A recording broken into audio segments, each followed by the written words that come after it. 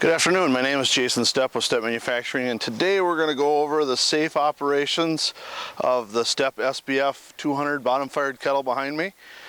This unit is fairly well optioned. It's got an overhead boom and heated hose system, spray wand, pumping system, diesel fired engine, diesel burner system on it. We're going to kind of start from the front, kind of work our way back. It's a very simple and easy machine to operate. It's pretty intuitive, not real complicated. It's just a heated kettle with a spray system on it. So we're going to go over the operations. Like I said, we're going to start at the front, kind of work our way back. I always like to start with the hitch. So with the hitch, this particular unit has an hitch extension on it. It's got long extended chains on it. It is adjustable, so you can adjust that to keep your kettle as level as possible. There is a little bit of adjustment in the hitch itself, and then also in the extension.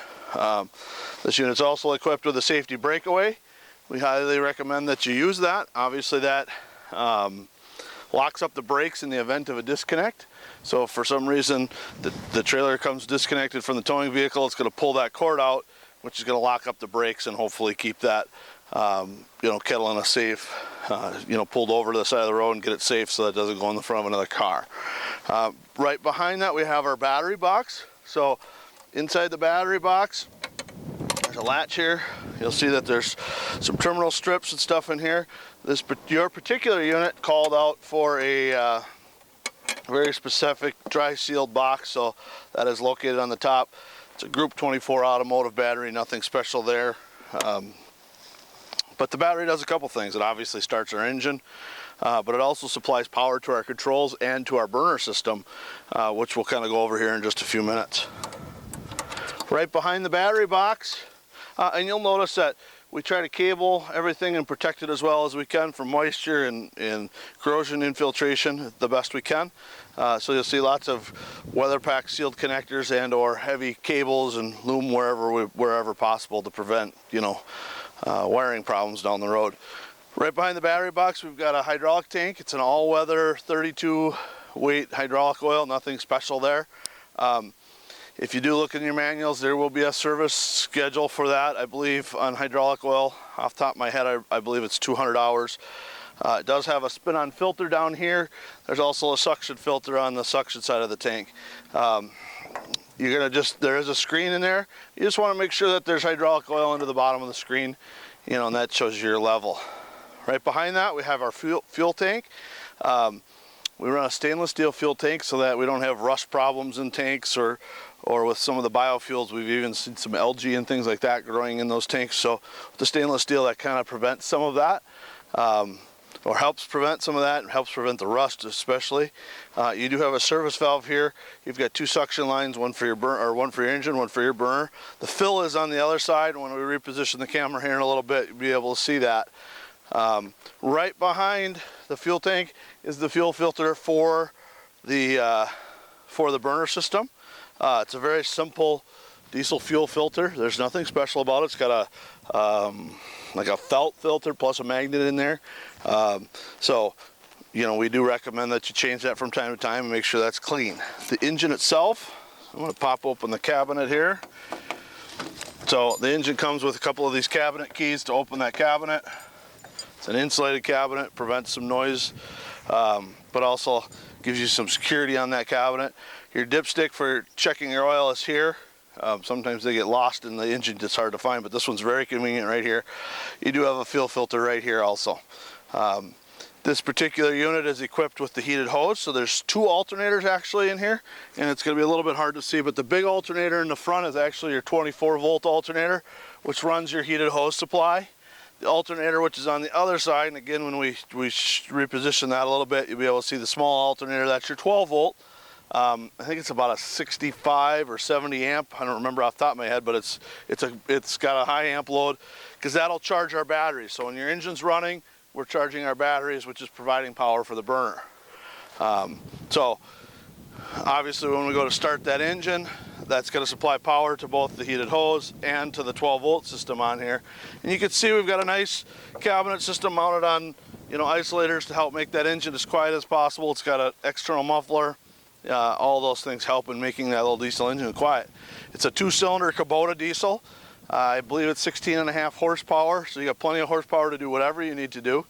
But that's your main power plant. That in turn is connected to your hydraulic pump, which is going to supply the hydraulic pressure for your pumping system, which we'll go over in just a few minutes. A couple other things on the engine. You do have an electric fuel pump here. Your air cleaner is up here. The oil filter is actually on the other side of the engine, and we'll show you that here in just a little bit also. A couple things that we've done, like if you got to fill oil, there's a swing cap on top, and then the radiator is also accessible from the top to fill that. I'm going to go over a couple things on the controller. Actually, I'm going to unplug this or unhook this hose so you can see that a little bit better. And we'll fire it up here in just a few minutes once I'm done kind of going over the operations. But the controller is very simple. You're going to turn your key power on, which will power that up. The deep sea control does a couple of things. It's got an hour meter built into it, but it also runs your glow plugs and your start operations for the engine. To run your glow plugs, you're going to push and hold the yellow button in 30 to 60 seconds. And then you push your green button to start the engine.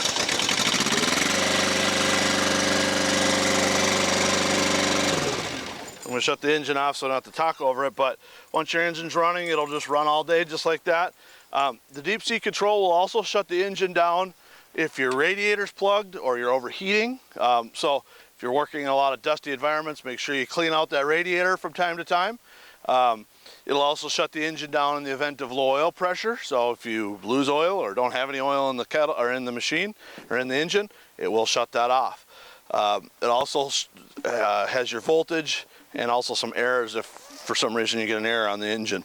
Very simple to run, very reliable, very durable. Again, the yellow button's your glow plug, the green button's your start.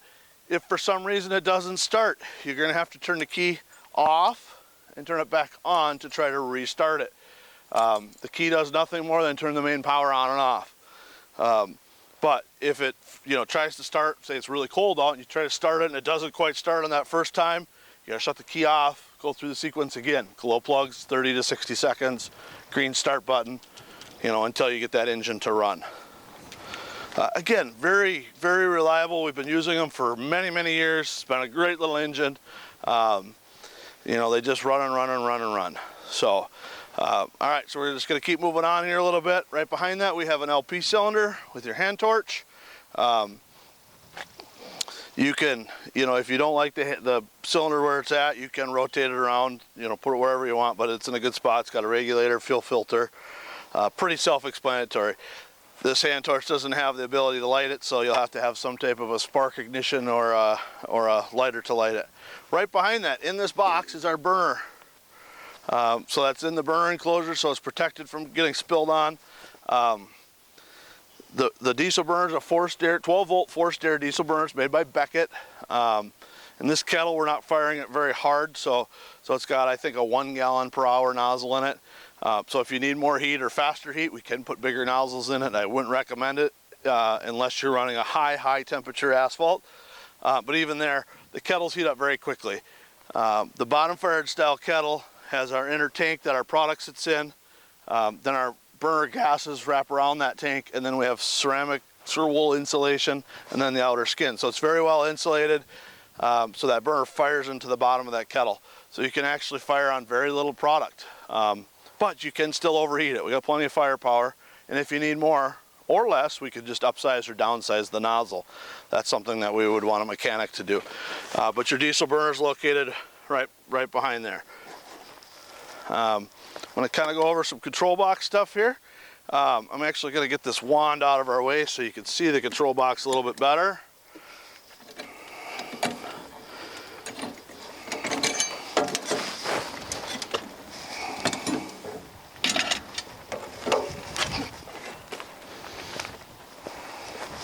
I'm just going to lay this on the ground for right now so you can see the control box. Now you can see this unit's very low. So the control box is kind of low on this, but the control box cover does flip open. You've got 2 thermostats in here, one for your product, for your burner, and one for your wand heat. So product temp, wand heat. We're sensing the product temperature right here by the burner. So we're sensing in the hottest part of the kettle so that we don't overheat that product. But again, the kettles heat up very quickly depending on what product you're using. You know, if you're using a water-based emulsion, you could probably get that heated up in, you know, 15 to 20 minutes, half an hour at the most, depending on what temperatures you're trying to get to. But very simple to use. You're going to turn the burner switch on. You'll see the thermostat will light up. You'll see the call for heat light comes on. Here in a minute, so it's a little hard to see in the sun, but right now we're reading 88 degrees Fahrenheit, and we're set at 164. So that burner's going to fire until it hits that temperature, and then it's going to shut off. If you want to change your set point, which is the green bottom one, you're just going to push the up or down arrow to change our set point. Now once the burner's firing, you can hear it, and you can actually see the heat coming out. I don't recommend that you burn the burner for very long without the engine running, because it takes about 10 or 15 minutes and that battery's going to be dead. Once that battery starts to go down in voltage, you're going to start to see visible smoke come out of the stack. The burner's not going to run good, and it'll eventually just shut itself off because it doesn't have the right air-fuel mixture. It can't sense the flame. But the thermostat, again, very simple to use and operate. Bottom temperature is what we're reading. Top temperature is what we're actually set at, or what our actual material temperature is. The bottom one is what we're set at. So up or down arrows will change that temperature or what you're set at. The other three buttons are for the programming of the thermostat. They don't do anything. They're locked out from the factory. So the other three buttons don't do anything that you need to worry about. I'm going to shut this off for just a minute so that we don't burn our battery down. The wand heat thermostat obviously won't come on until the engine's running. Oh, I guess it will. So you can hear it click on. Obviously you're not going to have any power from the alternator unless the engine's running. So you got to have power for any of that stuff to work. You do have optional strobe light switch. This particular unit I don't believe has strobe lights on it. Doesn't, but the switch is wired in. And a self-resetting breaker. So if for some reason something shorts out, it's going to pop that little breaker out, you know, instead of melting down the system. This unit also has an electric agitator, which is set up over here. This is a timer. It's a very simple timer, but you do have to tell the timer when to come on and when to come off. I believe it'll hold 16 on and off presets in here, so you can set it to come on with like a water-based emulsion, for example. You want to turn that mixer on 3 to 5 times a day for 10 to 20 minutes a day, no more than that. But you want to make sure that you set the timer when you're not out on the road working, because it has to be plugged in. So the plug in here is for your agitator, which is located on the other side. You'll see here in a minute. But the timer, again, it's an event timer. It's a 24-hour event timer, so you have to tell it when to turn on. So say I want it to come on at 6 o'clock in the morning. We set it to come on at 6, and then you tell it to turn off at 6:15. If for any reason you just want to turn it on, you come in and you hit the enter button and it'll override it and turn it on. But it'll keep turning until you hit the enter button again and turn the program back on. So you'll have to set the timer. You have to plug it in for a little bit. There is a capacitor that will store that in there, I think for, it's like 36 hours. If it's not plugged in after that, then you got to go in and reset the time on it and then set your timers. But it does hold the settings in there. So there is a little pamphlet in your manual that shows you how to set that. Otherwise you can, you know, just YouTube it. It's super easy. It's basically a light timer. You know, tell it to come on, tell it when to come off. So that's located here. None of that will power up unless we're plugged in. I'm going to go over the cover here just for a few minutes. Obviously this is set up with a wand and hose and a boom system. On the boom itself there is a safety latch here.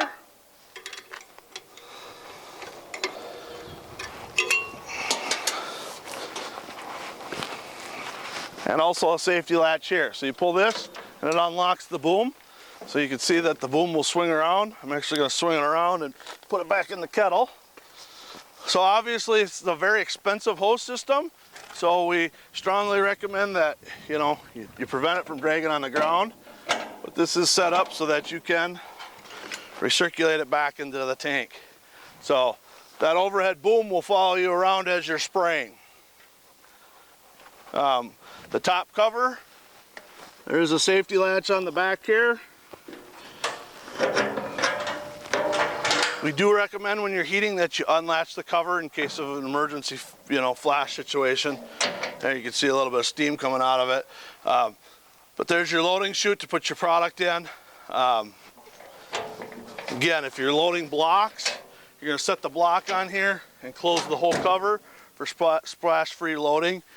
You know, pretty self-explanatory. Again, I just tell everyone, leave it unlatched while you're heating. Make sure you latch it when you're transporting though, because you can get sloshing and you know, that material moving around inside the tank. All right, so now we're gonna go over the pumping system. And I will position the camera so you can see this a little bit better, but I wanna kind of go over the overview of it first. So we have a 20 gallon per minute pump that's supplying our overhead boom and hose. And it also has a flush system on it. So that hose is capable of getting up to 400 degrees Fahrenheit, which is very hot. If you're using water-based emulsion, you'll never, ever need it to get that hot. Most water-based emulsions go down at 120 to 150. If you are using a cutback or an MC type oil, MC or an RC type oil, you know, you might be in the mid 200s at the highest end. And then if you're using an AC, you'll be in the mid 300s. But the hose has the ability to go up to 400 degrees. We actually use the same heated hose system on our rubberized crack sealing machines, so it does work very well. But it is expensive, so I always tell guys, hey, it's a hose. It's not a $200 hose. It's a $2,000 hose. So be careful with the hose. Don't drag it down the road. Don't back over it. You know, set it on the ground and back the trailer over it, because it's very costly to repair. So just be in mind that that's an expensive hose system. But our pumping package is going to do a couple things. It's set up with an outboard pump, so if for some reason the pump gets plugged, you can heat the torch up, or heat the pump up with a torch. So this will work with both water-based emulsion or a cutback style oil. It also has the ability to flush. So you've got a couple of valves. One here, it says product or flush. If we're going to pump in product, we obviously want that in product. You have a three-way ball valve called the WPC valve, and this will control the pressure on how much is coming out. And then you've got a flush or product switch or valve over here. So this is for your recirculating flush tank, which we'll go over in just a minute. The last thing you have is your hydraulic flow control. So this isn't just an on-off valve, it actually has flow control built into it. So it's a 20 gallon per minute pump. You can't spray 20 gallons a minute through a spray wand. You just can't. I mean, it'd be a fire hose. So you're going to be probably pumping at 1 or 2 gallons a minute. So you only need the pump spinning fast enough to get the flow that you require. So we set our 2 valves into product. We set our third into recirc to begin with. We start our pump in forward, not wide open, flow control, remember. So we're going to spin it fast enough to get product going. Once we have product flowing, then we're going to start to put our WPC valve down, you know, towards the wand position. So what that's doing is then sending flow up to our boom through our hose and in our wand. We open up our wand. If it's not spraying good enough or we don't have a good fan pattern, you can either give it a little bit more pressure here or a little bit here. Both of these are going to work the same. The one thing about the three-way ball valve that's on the boom is when you shut the wand, you have to have this somewhere in the middle. You can't have it all the way in wand, because if I shut the handle off, the excess flow has nowhere to go, because this pump spins all the time. So you're going to have this WPC valve about halfway in the middle, you know, but it can't be all the way in the wand. Usually it's going to be somewhere in that 7-8 position. So I put it in start in 5 or 6, see if you get the flow that you want. Again, you can increase your flow here, you know, by spinning the pump a little faster, getting more fluid through your hose, or you can give it a little bit more here. But this acts like a pressure relief valve. So if this is all the way in the wand position and you shut your handle off on the wand, the flow's got nowhere to go, so it deadheads. And you're gonna hear it. The hydraulics will hit the relief and it'll kind of moan and groan. So we want this in the wand position, because then when I shut this handle off, the excess flow just goes back to tank and recirculates. And it helps keep your tank mixed and fluid. You know, and again, in the morning I suggest, you know, putting it in full recirculate, so it just recirculates and goes back to tank. Excuse me. The one time that you will put this all the way in the wand position is when we're flushing, because if we have this in the middle, we're going to put some of that flush solvent in the tank, which is you know, we don't want to put flush in our product. It'll start to separate, it'll create a mess. So the only time this is going to be all the way in the wand position is when we're doing our flushing operations. So let's talk about the flush operations. These are the 2 most important things on the whole kettle, on the whole unit. is pumping and flushing, because that's what we, that's the work end of this machine. So we're out spraying potholes or spraying patches before we pothole patch them. I'm done for the day. What I want to do then, I come over here, put this in recirculate. You could choose to leave product in there. I wouldn't. You can come over here and put this all the way down into the wand position, put it in reverse and open the handle, and you can try to suck as much product back into the tank as possible. The pumps are designed to push. They push better than they pull. So you can suck. Make sure you open the handle on the wand so that it can suck air through there. I do that for a minute. So once I'm done with that, I'm going to come back here, put my pump in neutral. I'm going to take my wand WPC valve, this 3-way recirculator wand valve, and I'm going to put this all the way in the wand position. I'm going to move my valves over here from product to flush, and this back one from product to flush. So what that's now doing is sucking out of the flush tank, which is located right over there. It's a 15-gallon recirculating flush tank. It's going to suck, instead of product from the tank, it's going to suck solvent from the flush tank into our pump, in through the system and back to the flush tank. So you're actually recapturing that. Now, and that'll allow us to flush that system out. If you go into the recirculate position, it's going to send solvent down. So this is where the one place that's very important, that you have it in the wand position, not somewhere in the middle. When we're spraying, we want it somewhere in the middle. When we're flushing, we want it all the way in the wand position. And make sure we have that wand stuck in the flush tank. You can actually unscrew the cap. Ooh, it's painted on. You unscrew the cap, and you can stick the wand right back in the flush tank over here. Again, that flush tank, the suction line is up off the bottom, so that the heavies all go to the bottom. You can either choose to drain a little bit every day, or every couple of days drain the whole tank and get some new flush solvent in there. But very simple to run. Again, if for some reason you have a plug in here, plug up, in the pump stops spinning, you can heat this torch up. There's a packing gland. I always tell guys, don't put the heat on the packing gland, because it'll take the packing gland out after a while. But you're going to heat up that head. And once you get the pump turning, then you'll get oil recirculating again, get things warmed up and get going. I like to flush the system out at night, and then tomorrow morning I'm going to reflush it, because then I know everything's clean before I start to suck product in there. That's just me, personal preference. Some guys will suck the flush out, but then you run the risk of still having a little bit of gooey tar left in that system that didn't get quite flushed. So flush at night, flush in the morning, and then when I'm done flushing, I'm going to purge that out, and then we're going to go start sucking product. The unit's also equipped with electric overnight heat. I'm going to move the camera here in just a second. Electric overnight heat does have a pour pot on here for you guys. But overall, it's a very simple unit. If you have any questions, refer to the owner's manual, operations manual, or feel free to give us a call. I'm going to move that camera here so you can kind of see this pumping system a little bit, and I'm going to go over that one more time, because I know that's an important part. Make sure we get this right off the bat, so you guys know how to operate this. All right, so again, we're going to go over this one more time. Here's your product pump. This is your packing gland. If it starts to leak out of this shaft, half a turn on each one of those nuts. That's just a maintenance thing. There's about 5 rings of packing in here. If for some reason you have to torch the pump or thaw the pump out, you're going to heat this pumpkin end, or the end of that, even on the end of it here, until that gets warmed up enough to get things going. Be careful of the wires if you ever do torch it. Careful of hydraulic lines. Obviously be conscious with a torch. I like a small torch, not the big rosebud or tiger torch. But if you use the tiger torch, turn it way down and be careful with it. Usually it doesn't take much heat to get that going. Here's your different valves. You got one here that says flush or product, pretty self-explanatory. The other one on the back side, which you can't see, says flush or product. And if you follow the flow, it's either going to come out of here into the pump, and then out, or it's going to go back to the flush tank, or from the flush tank through the pump, back. So it's a pretty simple loop system on there. This is the WPC valve, the 3-way valve I was telling you about. When we're pumping in forward, again, flow control on our hydraulic valve, which is located over there.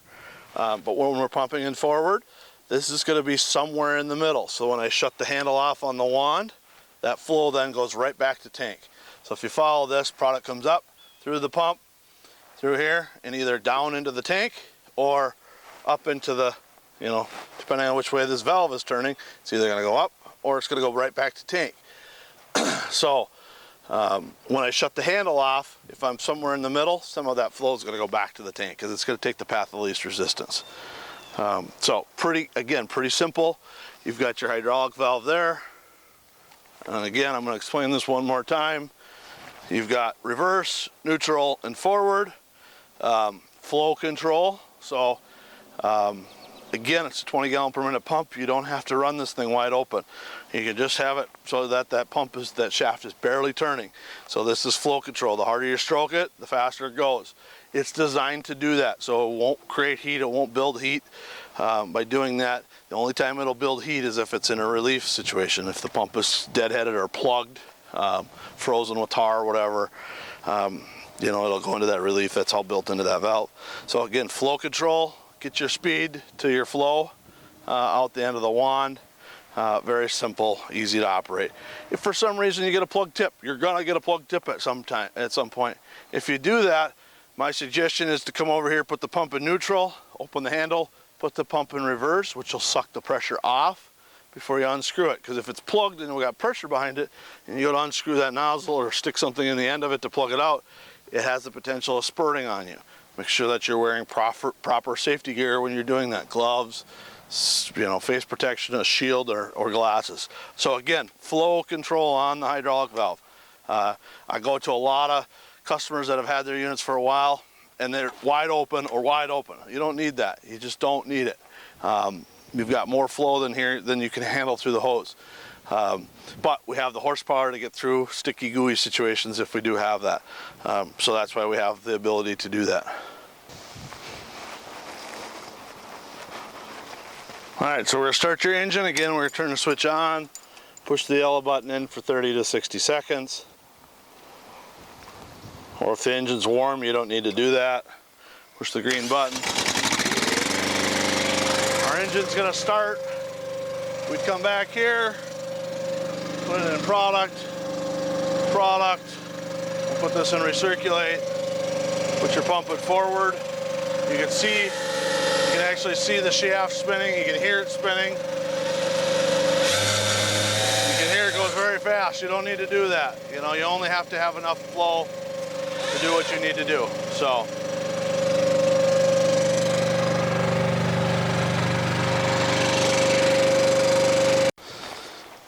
all right, I'm going to go over a few things on the back.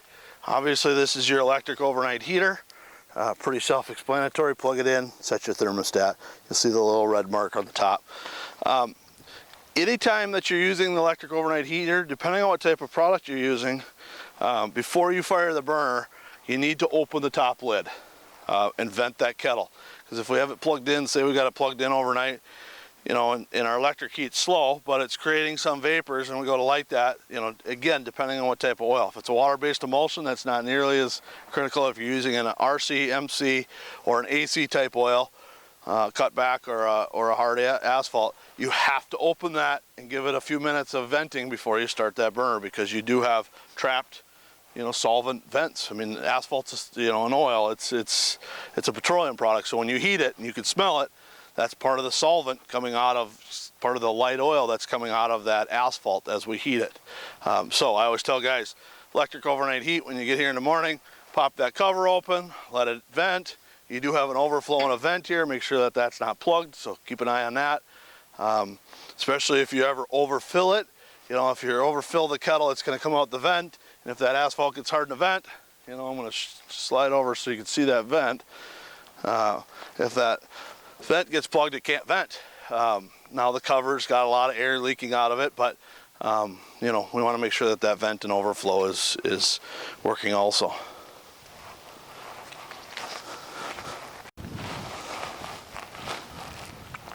All right, so you do have a license plate bracket. If you guys do need a license plate, standard light system on it. You got your marker flags.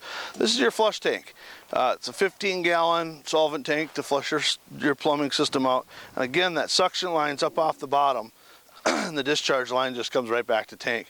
So when we're sucking it, we're not pulling the heavies out. It does have a valve, so you can drain off a few gallons every day. You do have a wand recirculate flange, which is kind of nice. You can actually turn your wand on and let it spray, you know, get recirculating, make sure you got good, clean, warm material going through the hose. The hose does have a swivel system on here. I'm going to rotate that camera just a little bit so you guys can see that. So there is a swivel and a quick connector here. You do got to line up that quick connector with the button to get it off. We see a lot of problem with customers wrapping these wires up. You got to have a swivel between the hose and wand, otherwise it fights you. But when you're done operating it, make sure, keep an eye on those wires so that we're not twisting them and pulling them apart. There's a big Deutsch connector here. You know, you can either unplug it here or just unwrap the wand. You know, but I've seen this where they set it down, then the next guy picks it up and they just keep twisting and twisting and twisting. If you pull the wires apart and break that connector, that's not a warrantable item. That's an operator error. So I always, you know, kind of hammer that home with my operators is you have a swivel. Make sure you're paying attention to the wires. Probably my #1 maintenance item on any unit with a wand is the operators aren't paying attention and those wires get so twisted they pull the plugs apart. And it's just such a simple thing to prevent. So make sure you don't twist those wires up, guys. I'm going to go over this latch and the boom again so you can see that a little bit.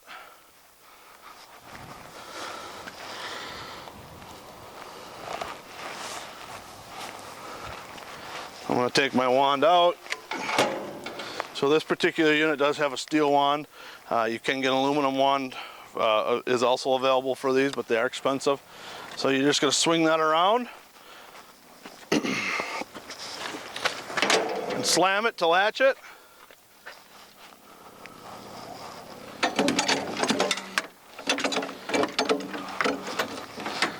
Hang your wand up, make sure that you pin the hose to support that.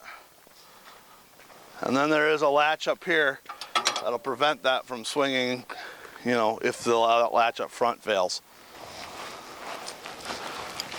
I'm going to show you how to operate your pour pot latch. You just pull the pin, swing that up, and get your pour pot out of there.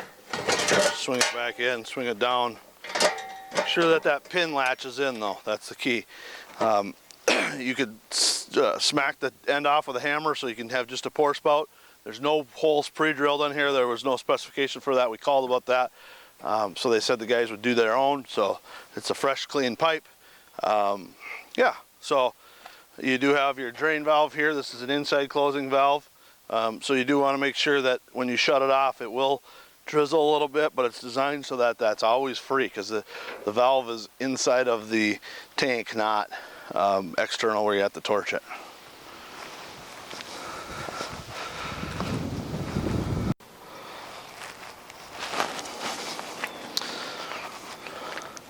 Alright, so now we're on the other side of the engine cabinet here. I'll show you this.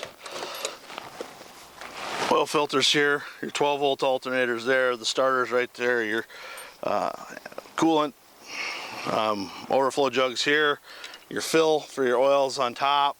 Pretty self-explanatory there. Here you can see the burner. If the unit's sitting, make sure you close the recirculate cap so that you don't get water into the kettle. Your VIN tag is located right here if you need that for, you know, any DOT inspections or anything like that. Again, it's a pretty easy to operate, pretty simple to operate unit. It does have electric brakes on it. But yeah, so that's kind of the unit in a nutshell. We'd like to thank you for your purchase, and if you have any questions, please feel free to give us a call at 651-674-4491 or contact your local dealer, and we do appreciate your business. Thank you.